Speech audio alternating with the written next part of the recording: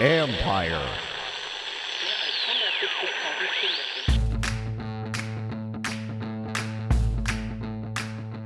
Hello and welcome to my podcast. Do me a favor, subscribe to the John Keim Report wherever you get your podcasts. You're watching on YouTube, hit that like button, hit that subscribe button. You can find us there as part of Empire Media. That's AMPIRE. Always much appreciated when you tune in. And don't forget, you can read my work on ESPN.com. And for you gold members, I'm going to be doing a private Zoom for you at 7:30 p.m. Eastern Time, Wednesday night. So join me there. Bring your questions. If you want to become a club member, go to the Empire Media YouTube page, see the word join, click on there, find the level of membership you want, and we'll take it from there. All right, today I'm going to be joined by ESPN NFL Draft and Pro Analyst Matt Miller. Matt can talk about free agency. We talk a little bit about that. We talk a lot about the quarterbacks, and I wanted to go over each of the top three that you would say are in this discussion for the number 2 pick. Obviously, Jaden Daniels, Drake May, and JJ McCarthy. Why? Matt just did a 7-round mock draft. He picked Jaden Daniels for Washington, but we went over why he likes Daniels over the other two and just some concerns that he might have about each of them, the pros and cons of each guy, the fit for Jaden Daniels at quarterback for Washington, and, many more things. But Matt also did a 7-round mock.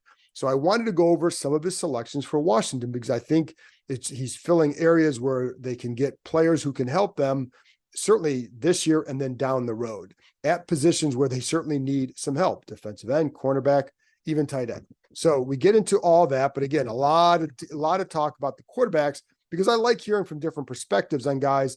And the more people you hear from, I think the more you can start to formulate who would make the most sense for Washington. Before I get there, just a couple quick nuggets. One, Washington signed quarterback Jeff Driscoll on Monday. He's now right now their third quarterback, but in about a month, he'll be one of 4 quarterbacks on the Commanders roster. Adam Peters had said he wanted to have 4 quarterbacks in camp. Now you have 3. They'll add 1 in the draft and go from there. Driscoll, of course, is experienced. And so, he'll compete with Jake Fromm for a spot on the roster, whether it's practice squad or the 53.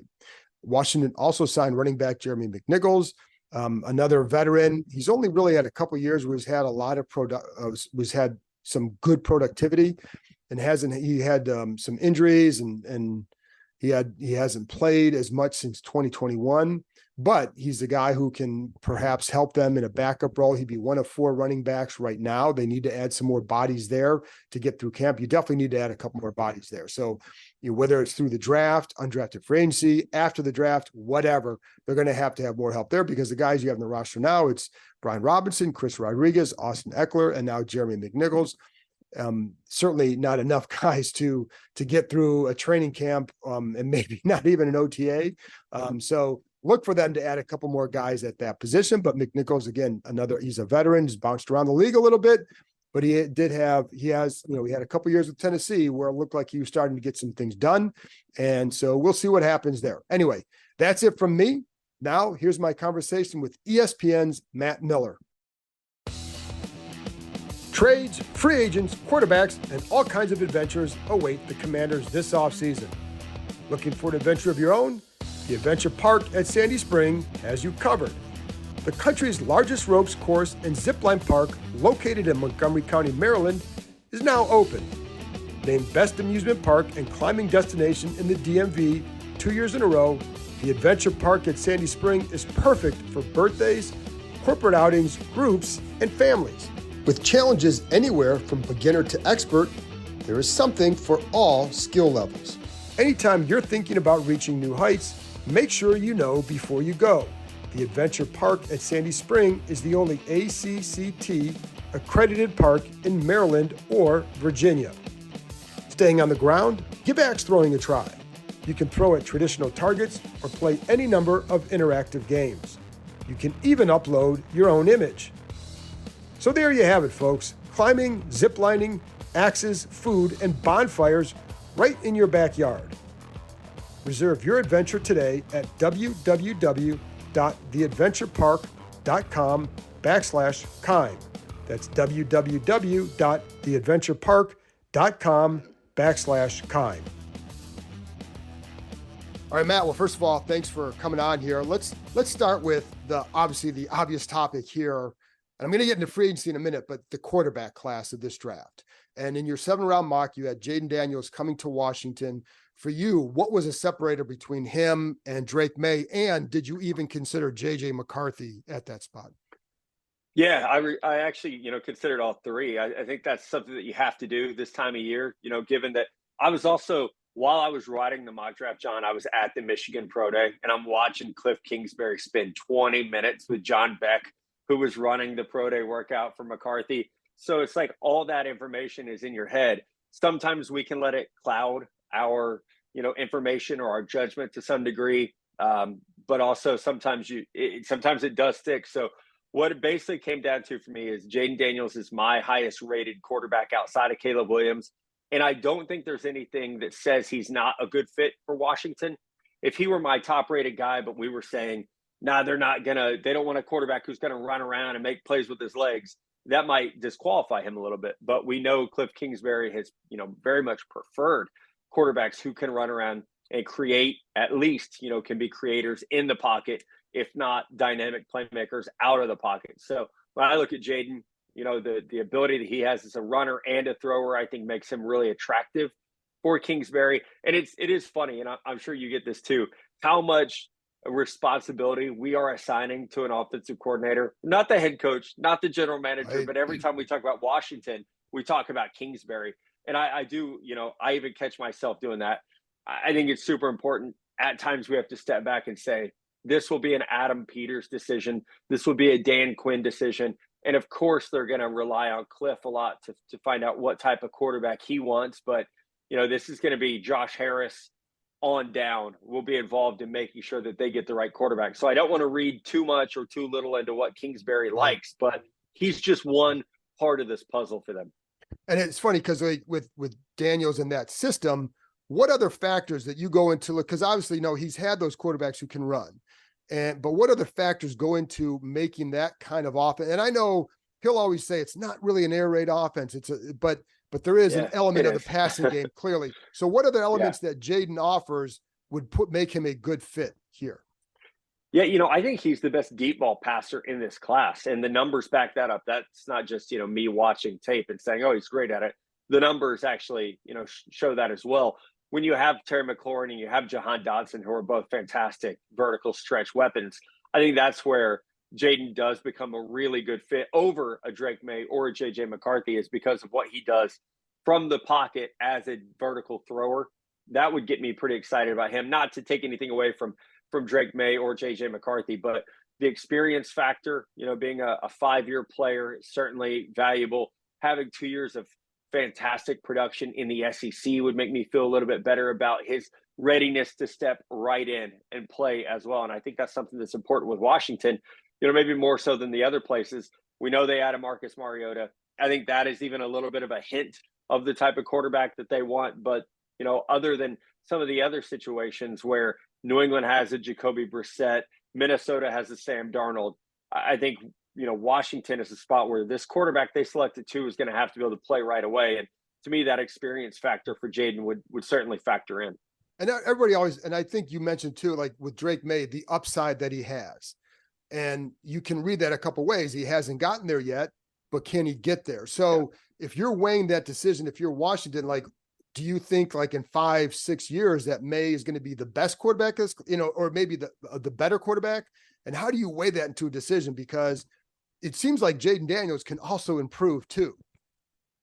Yeah, they all can. And I think with Jaden, that's a really important point. No one improved more over the last year than Jaden Daniels, to go from where he was after that 2022 season at LSU and watch him get better playing from within the pocket, be smarter about how he uses his legs, smarter about how he protects himself as a runner. That shows that he can still continue to get better. I think oftentimes we look at quarterbacks who are raw and say, oh, well, they have a ton of upside. That also is usually how you get fired, is by drafting someone and them not realizing their upside. So, I wouldn't say a lot lower than my counterparts, but I am lower than our colleagues. And when it comes to Drake May, I think he, of all of the 4 quarterbacks that get talked about a lot as being selected in the top 5 or 6 selections, I think Drake May is the one where the situation is going to matter the most, and also the one where having a quarterback that he can learn from is going to be really important. Only a 2-year starter at North Carolina, not playing the same level of competition that a JJ McCarthy did at Michigan, despite also being a 2-year starter. JJ also had some playoff runs that added 4 games to his resume, that gave him some experience. So with Drake May, the arm talent and the mobility definitely make you excited about his potential, which is a scary word. But I would also say, the interceptions, some of the decision making makes me really worried if he has to go out there and carry a team right away. And that's what I was going to ask you too. Like, what are some of the things that you say that would give you pause on him? And you hear mechanics, you hear he's got the longer delivery. What are some besides those issues? And what do you see in those issues that lead to questions? I guess is it the why they throw the interceptions, et cetera? It is the why. A lot of times with him, I think for me, it starts with Drake May with the throwing motion, the lower body mechanics lead to some inaccuracy. And those inaccurate passes are what lead to the interception. So it's not even so much of like, I always go back to this. I remember I was a big Josh Allen guy, and I remember watching Josh clean up his process, clean up his arm angle, clean up some of the footwork stuff that was leading to inaccuracy. And you watched him get better at it, and you felt good about his progress even before he took a snap for Buffalo. With Drake May, we haven't seen a Senior Bowl. We haven't seen a combine. It's just a pro day. And guess what? Early in his pro day, there was some inaccuracy. Right. So that says to me, okay, well, some of these issues are carrying over. Those problems with lower body mechanics, with arm angle, are what are leading to the mistakes and the miscues. So that's where I get a little bit scared, where it's not so much, oh, this is getting cleaned up and we're seeing the work in progress. Watch how many times his receivers are chasing passes, or how many passes, despite having a strong arm, he's throwing passes in the dirt. That stuff scares me a little bit. 16 career interceptions. Normally, you'd like to see a guy improve year to year in terms of incompletions and turnovers. With Drake May, he actually got worse year to year. So that all scares me a little bit. And I hate to make helmet comparisons, but Sam Howell was the same way at North Carolina, where we saw that red hot start year 1, year 2, it dropped off. And a lot of those issues followed him to the NFL. It didn't get worked out. So with Drake May, you really have to have a plan to work on the mechanics, but also, you can teach a lot pre-snap processing, I believe, if a player has the aptitude for it. But that in-game processing, I think, is really, really hard to learn, especially because so many guys are just thrown out there and you got to learn on the fly. That's hard to do. So, with Drake, I think you have to have that plan to teach that in-game processing so that you don't have those turnover-worthy plays. And, part of it too is, I know the people who like Drake May are going to say, but his talent was worse around him the second year. Same with Sam. Yeah. But everything you're pointing out is really more about his mechanical flaws. It seems like, is that, what do you say? Yeah, I think, with every player, we could do the same thing, John, for Caleb Williams and say, well, he lost Jordan Addison, and that they're not going to have they're not having an offensive lineman drafted this year. USC isn't. So we could do that with a lot of these guys outside of Jaden Daniels, and say, oh, well, look at the drop off there. Marvin Harrison Jr. went from CJ Stroud to Kyle McCord, and his numbers were identical, basically. Mm-hmm. So you can play that game with a lot of players. I think for Drake May, it's just like, that's a really convenient excuse. When he had Tez Walker, who is going to be drafted probably higher than Josh Downs was, or very similarly drafted, some of those issues still show up. So what I try to do is put every player in a little bubble and not get so focused on the production and what's around them, but get, hyper focused on the result of the play. If you can make a bad throw as a quarterback, your receiver still catches it, it shows up in the stat sheet as a catch, but it was a bad throw, and we all know it was a bad throw. And vice versa. You can make a great throw that your receiver drops. That doesn't show up in the stat sheet. So when I evaluate these quarterbacks, I try to look at that. And that's where, for Drake May, I see his guys chasing a lot of passes over the last 2 years where they saved his butt more often than not. What would be your concern for Jaden Daniels? Body type is a big one. And body type also because he played loose and fast with it. Right. Go back and watch FSU week 1. He's getting thrown around. I mean, there's some WWE type tackles where those Florida State guys are just throwing him all over the field. He did get smarter with that. That is a concern. And just like we were talking about with Drake May, level of talent around him wasn't great. That is a concern to some degree. With Jaden, it's, how often did Brian Thomas and Malik Neighbors save him? how many plays are, where he's missing a little bit, but Brian Thomas has the, wingspan of Zion Williamson, it looks like, and he's just pulling in errant passes. How much are those guys saving? Players like that. So, you can't completely discount it either way, like we were just talking about, right? You have to factor all that in. And so the talent level that Jaden had at wide receiver is really impressive. Offensive line play at LSU was not great this past year. It did get better over the course of the season. But, I think the biggest thing is he's probably going to have to learn to playing, on time as opposed to being able to run around and make plays. Same for Caleb Williams. These guys just have to learn to play on time. But if there was a headline for Jaden Daniels, it would be, the slender frame is the big concern. And I think at the Florida State game, you saw him I always point this one out. He tried to hurdle the guys in the middle of the field. Like, I've never seen Don't do that from a quarterback. Yep. No. So when you're watching Jaden and we see the talent again, so how do you separate? And is it, what did you see because of that, with that talent and what he did within the context of that offense? Yeah, like I said, he was the most improved player in college football last year. I mean, he won the Heisman as the most outstanding player, but he was the most improved as well. He learned how to play comfortably from within the pocket, whereas I felt like at Arizona State, it was like 1-2, throw it deep. And then in 2022 at LSU, it got a little bit better. It was almost like 1-2, throw it deep or run. Well, last year, it was more of a, let me get through my progressions. Let me get through my reads. Let me play complementary football. And it took off for him. I also think we see this so often, year 2 in a scheme for a guy. Year 2 with Brian Kelly, he went like this. Mm-hmm. It's Joe Burrow at LSU. It was year 2, and he went, he takes off. So often a guy is year 2, and we see them, ascend.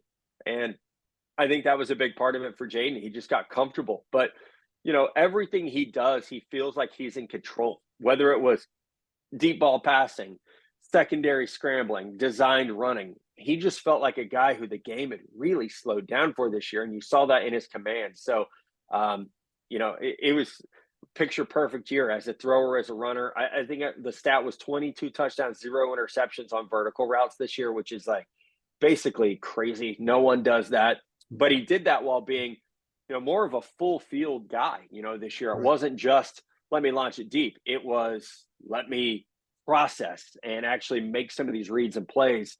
And I think that's where his game came together. It wasn't just the ascension of Neighbors and Thomas. I think you could say for those guys, it's the chicken or the egg. How much did he help them become who they were, as opposed to how much did they allow him to be the guy he was? And pretty much whenever I talk to people, it's always been, if you ask them about Jaden or Drake, they're going to say Jaden. And so, but JJ McCarthy has slipped up there too. And I'd be surprised if they took him at 2 because of what you hear about Jaden Daniels. But, he's a guy that gets mentioned. So pros and cons of JJ McCarthy. Pros, 27-1 as a starter. And then, a lot of people will be, quarterback wins, that doesn't matter. NFL scouts will tell you it does. They want a guy who's been in a system and won and elevated the talent around him. And that absolutely matters. JJ also, despite losing one game in college, plays with this monumental chip on his shoulder. I think, and he hears the things that people say of, he didn't have to carry this team. He doesn't have to do this, doesn't have to do that. And that factors into how he plays. He is coming out of an NFL style system at Michigan, where it's a lot of under center, a lot of play action. There were times they ran the ball a lot, as we know. There were also times where they might run the ball 13 out of 15 plays, John, and then ask him, wait, it's 3rd and 7, JJ, go save us. And he did it. And so he didn't get into a rhythm like a lot of these other guys did. It was just, hey, we need a big play. We're going to throw this on your back. Hope you can get it done. And he would. So he's got the arm talent to make drive throws. He can dial up different velocity.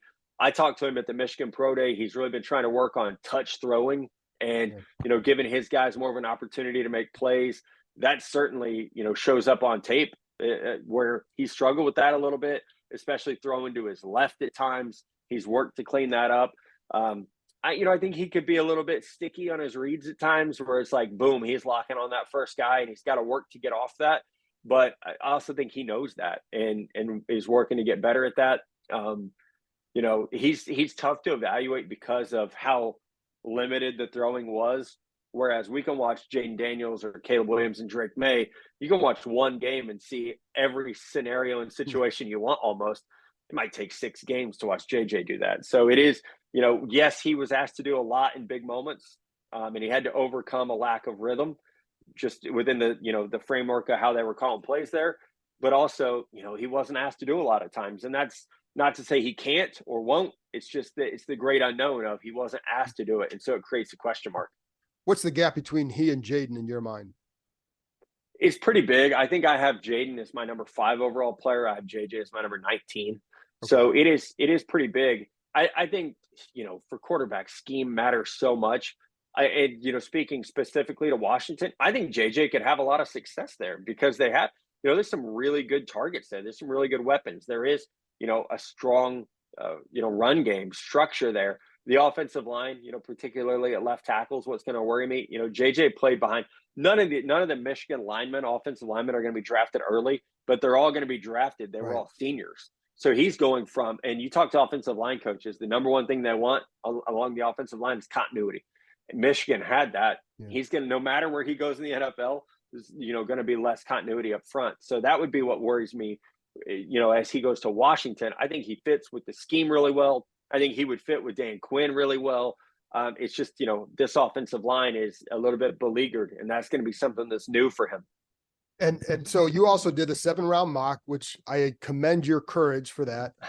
And but in there now, obviously Washington goes out. You followed free agency very closely, so that they signed 3 defensive ends, but 2 of the top in their top 100 picks or top 100 of the NFL draft picks. You have a couple defensive ends, Darius Robinson, and I think you also had Adisa Isaac, right? So yes, why go that route? And my only 2 cents is their free agency thing allows them to go best player available too. And so if it's defensive ends, you take them, but your rationale.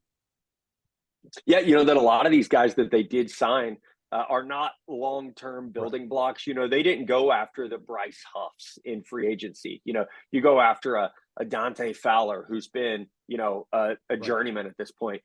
Dorrance Armstrong, who, was a backup type player for the Cowboys. He would be the one where they gave him the type of money where I would think 3 years, $45 million, you're up to $45 million. Right. He's probably one of the more building block guys. Cleveland Ferrell, 1-year journeyman. So the Cleveland Ferrell and the Dante Fowler signings, I didn't view those as that's going to keep you from drafting some of these guys. So I had going there, Darius Robinson, who I had going there in the 2nd round, is an inside outside player. He would be more of like what Chase Young was, at 285 pounds. He's going to be more of a power defensive end, would play really well opposite Dorrance Armstrong. And then with Adisa Isaac, that's more of your stand up edge rusher type player that, if something doesn't work out, I think so often you have to have 3 pass rushers on the outside in today's NFL. We just saw the Jets do that with how they acquired Hassan Reddick. So I would think Isaac would be someone that would pair really well with Armstrong and Robinson. Now you've got the 2 speed guys with the power guy. And again, just under the belief that Fowler and Farrell are more depth guys than they are, building block type players. And I agree wholeheartedly with that. And I think it gives them the freedom. If they want a guy there, you can take them because you're not committed to these guys long-term. And as you know, you always need defensive ends and pass rushers. So the other one is Patrick Paul, the tackle from Houston. Yep. And, because everybody's like, they got to get a left tackle. There's your guy. So what do you like about him? And how is he a guy that can play soon? Playing soon would be a little bit of a worry for me, just because I think coming out of that system, he's not ready in the run game. But, legendary wingspan over 86 inches, which is just bonkers, but also great athleticism to be 330 pounds and run 5.13 in the 40-yard dash. So you start to look at those traits and you get really excited about him. He's just got to get a little bit better lower body strength. He needs some developing, but you're at pick 40. You're not finding someone with those traits, generally speaking. And I'm with Washington fans like, you would love to solve the left tackle problem. Maybe you can do that at 36, but we're going to see, we might see 10 offensive linemen drafted in the 1st round. And so the cupboard gets pretty bare at the top, even at the top of the 2nd round, whether it's at 36 or 40, you're starting to bet on traits over guys who are ready to step in and play right away. Where do you think if they wanted to trade back into the 1st round to get a guy that can come in and play and be a long-term answer, where do you think they'd have to get to make sure they get that guy? Gosh, right now, I look at Dallas at 24, Green Bay at 25, Tampa at 26.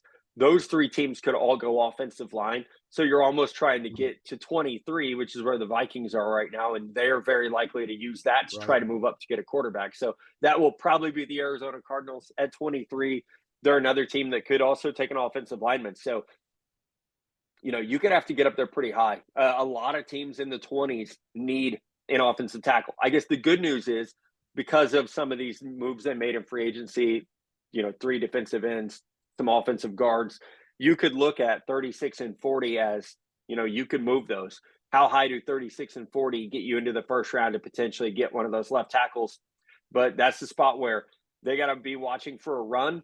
I think the obvious connection would be, Adam Peters, just call San Francisco up. But San Francisco needs offensive line help as much as anyone does. So many teams, really starting with Pittsburgh at 20, so many of those teams need offensive line help that it will be a difficult spot to try to get up into just because of how valuable those picks are along the offensive line this year. So I want to go over the 2 other picks that you had in this mock. In the top 100, Kyrie Jackson, cornerback from Oregon, and then Theo Johnson, tight end from Penn State.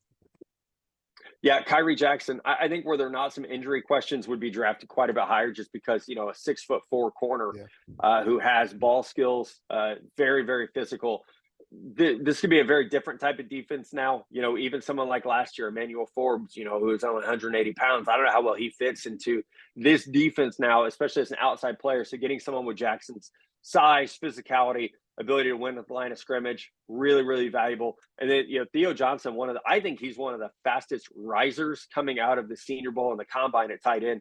I wouldn't be shocked if he's the second tight end off the board. But, just looking at this roster, there's been a lot of picks by the pick 100 for Washington, which is great for team building. But, Zach Ertz is, coming off a year where he didn't even play last year, really.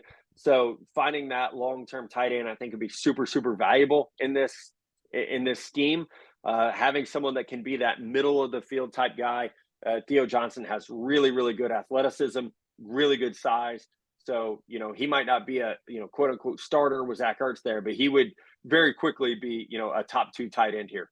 So last question. I know we got about a minute left here. So I know I'll get a quick take on free agency. And is there one guy they signed that jumps out to you? Yeah, I mean, I love that they attacked in free agency with a lot of short-term contracts of guys who could come in and play right away.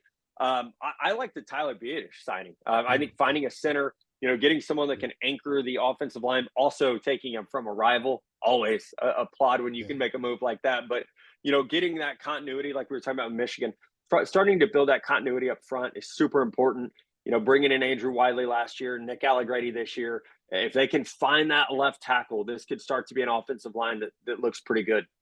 Matt, I appreciate your time. Really good insight. Check out his 7-round mock on ESPN Plus, and it's really good. And I love those things because it takes a lot of time and effort to put those together, and a lot of really good insight. Yeah. Thanks, Matt.